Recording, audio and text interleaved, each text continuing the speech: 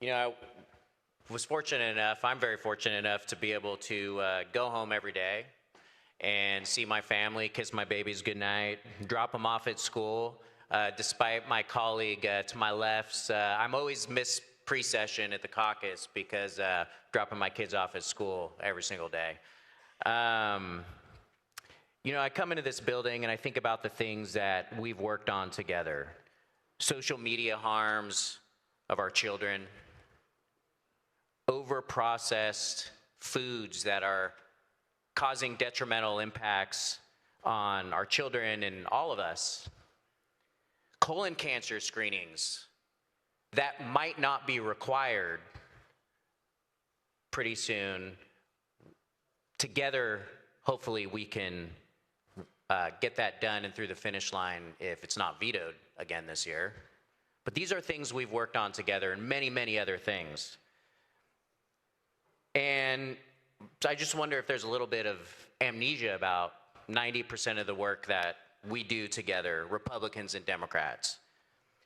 Some of the things, just to address the points that have been made on this floor, is that Republicans joined together with you to pass resolutions about cuts occurring on the federal level. Does anybody remember that? We supported many of those resolutions, but yet we're being accused of not standing up to the man or bending at the knees, whatever that means. We joined with you on issues like that.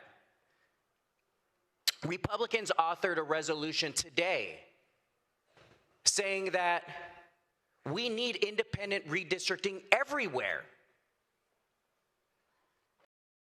And the Democrats voted no. The Republican leader of our caucus, one of the most conservative individuals that I'm proud to serve with, actually said it was wrong for Republicans and the president to pressure redistricting in other states. He actually said that. And it's like the very next speech from a colleague on the other side of the aisle, I hear about how Republicans don't stand up to the president. All governments, including the federal government, no matter who's in charge, can have problems. But before we left for recess, Governor Newsom was talking, his initial statement on this, he didn't even want to put this on the ballot. That was his initial statement, that he would just tell you to do this. Well, guess what? Somebody told him that it's actually got to go to the people.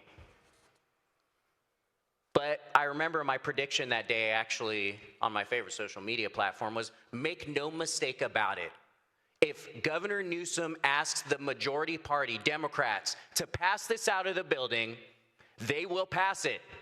And here we are, doing exactly as I predicted. I didn't need a crystal ball. When he wanted to undermine Proposition 36, did anybody speak up and say, hey, you know what? That's a bad idea?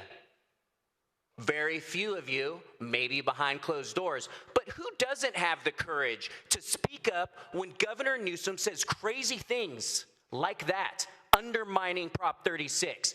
I don't want to be lectured on us not standing up. Who stood up there? By the way, most of my colleagues in this chamber oppose Proposition 36, and it passed in every single district. 30 seconds. Ask yourself, have you even voted against a member of your party's bill? Some of you may have. Some of you may have, but you know what happens? You kill it behind closed doors because you don't have the courage to even do a no vote. By the way, I have voted against bad Republican bills. But please do me a favor. Don't lecture us on who has the courage to stand up, because I've never seen you say one bad word on public record about the governor. With that, I ask for a no vote. Thank you, Assemblymember Patterson. Assemblymember Lackey, you are recognized.